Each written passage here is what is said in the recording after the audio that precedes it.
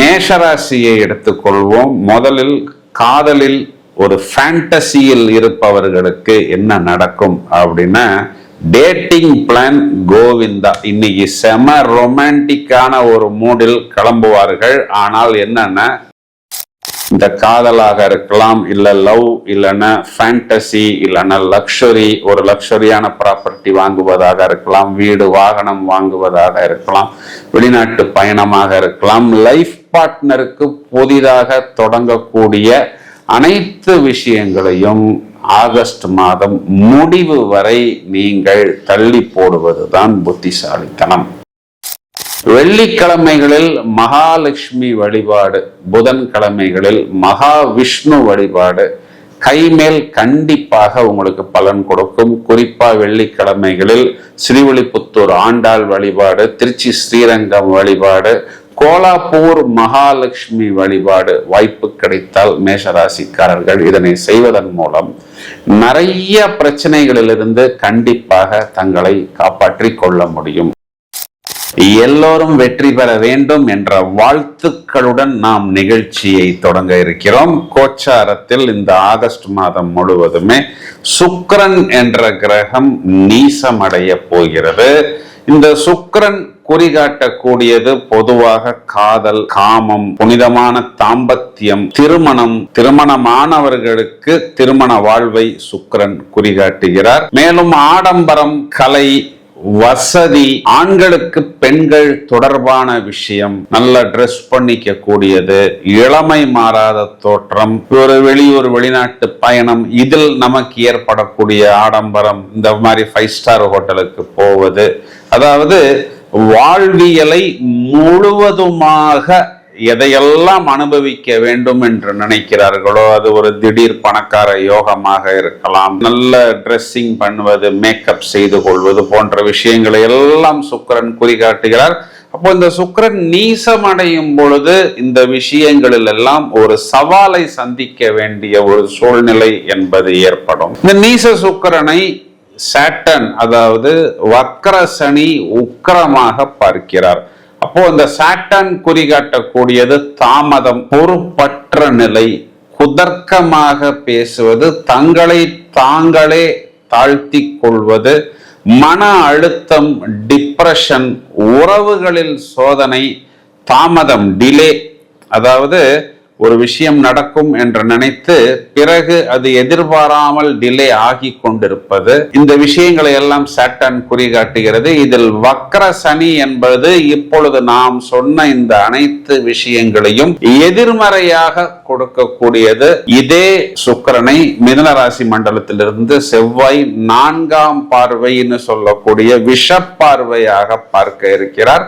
செவ்வாய் குறிகாட்டக்கூடியது பொதுவாக அவசரம், உணர்ச்சி வசப்படுதல், எல்லா விஷயங்களிலும் பதட்டம் அடைவது, மேலும் வாக்குவாதம், நான் என்கிற ஈகோ, சிலருக்கு ஒரு மாதிரி இதனை பிடிவாதம்னு சொல்லலாம், இல்லைன்னா அகங்காரம்னு சொல்லலாம், அவசர முடிவுகள், காதல் உறவுகளில் தீவிரம் அல்லது மோதல் ஆகியவற்றை செவ்வாய் குறிகாட்டுகிறது. எந்த விஷயத்தையும் யோசிக்காமல் சம்பவத்தை செய்யக்கூடிய அமைப்பை செவ்வாய் குறிகாட்டுகிறார். இந்த செவ்வாய் ராகுவிற்கு திரிகோணத்தில் இருக்கிறார், ராகுவின் நட்சத்திரத்தில் இருக்கிறார். ராகு செவ்வாயை தூண்டிவிட போகிறார். எனவே இந்த நீச சுக்கிரனுக்கு சனியின் வக்ர பார்வையும் உக்ர பார்வையும் செவ்வாயின் விஷ பார்வை பொதுவாகவே ஆகஸ்ட் மாதத்தில் நிறைய ராசிகளை தாக்குவதாகவும் சில ராசிகளை அங்கங்கே மேலோட்டமாக தூக்குவதுமாக இருக்கிறது. ஒரு ஹனி கோட்டிங் இல்லாமல் 12 ராசிக்கும் இந்த தாக்கம் என்ன செய்ய போகிறது என்பதை இப்பொழுது விவரமாக காண்போம்.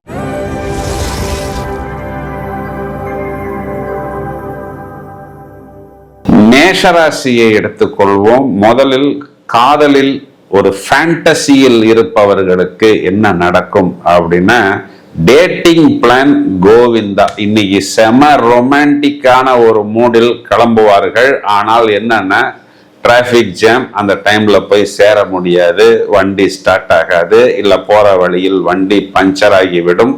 இதனால் பிளான் சுக்குநூறாகும்.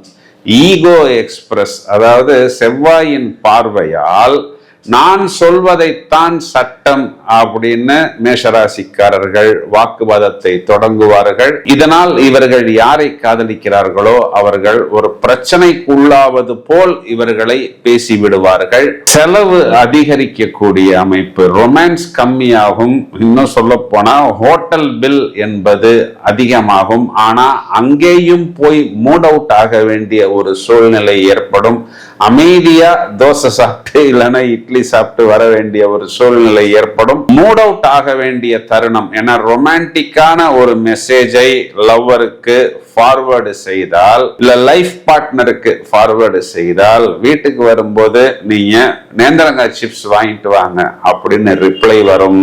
பொதுவாகவே மேஷராசியை எடுத்துக்கொண்டால் திருமணம் ஆனவர்களாக இருந்தாலும் இங்கு சுக்கிரன் 7ஆம் வீட்டுக்கு அதிபதி, பாதகாதிபதி சனியும் ராசியாதிபதி செவ்வாயும் பார்க்க போகிறார்கள். சுக்கிரன் மேலும் சூரியனின் உத்தரம், சந்திரனின் அஸ்தம் மற்றும் செவ்வாயின் சித்திரை நட்சத்திரங்களை கடக்க இருக்கிறது.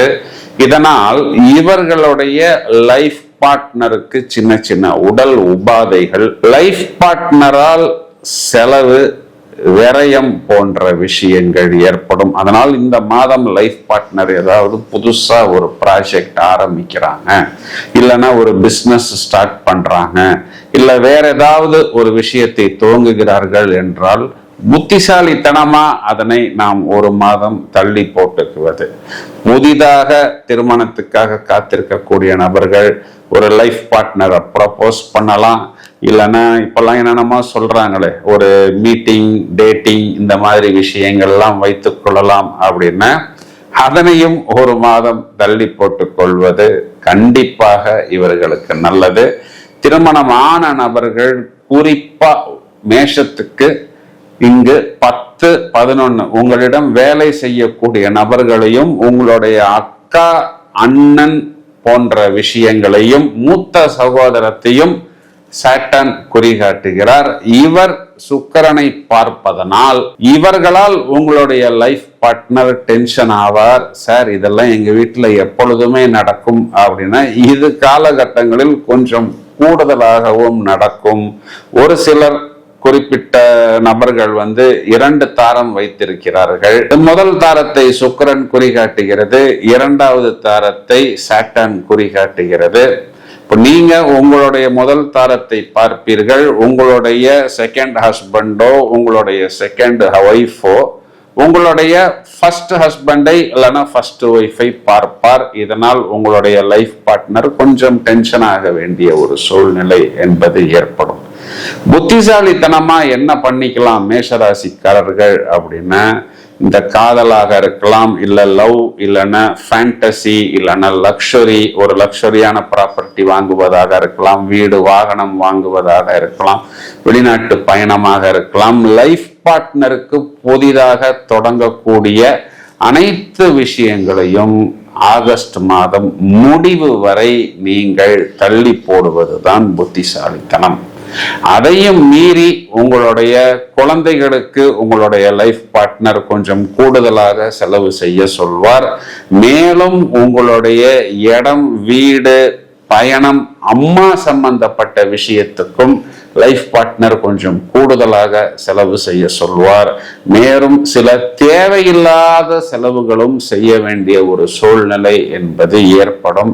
இதனை நீங்கள் கட்டுப்படுத்துவதற்கு இப்பொழுது நான் சொன்ன இந்த தேவையில்லாத பிரச்சனைகளிலிருந்து வெளியே வருவதற்கு வெள்ளிக்கிழமைகளில் மகாலட்சுமி வழிபாடு, புதன்கிழமைகளில் மகாவிஷ்ணு வழிபாடு கைமேல் கண்டிப்பாக உங்களுக்கு பலன் கொடுக்கும். குறிப்பா வெள்ளிக்கிழமைகளில் ஸ்ரீவில்லிபுத்தூர் ஆண்டாள் வழிபாடு, திருச்சி ஸ்ரீரங்கம் வழிபாடு, கோலாப்பூர் மகாலட்சுமி வழிபாடு வாய்ப்பு கிடைத்தால் மேஷராசிக்காரர்கள் இதனை செய்வதன் மூலம் நிறைய பிரச்சனைகளிலிருந்து கண்டிப்பாக தங்களை காப்பாற்றி கொள்ள முடியும். சார் நீங்க சொன்னது எல்லாமே எங்களுக்கு ஏதோ கரண்ட் போனது போல், பல்பு ஃபியூஸ் போனது போல், ஒரு பலூன்ல காத்து போனது போல் தான் இருக்கிறது என்று நீங்கள் சொல்வது எனக்கு புரிகிறது.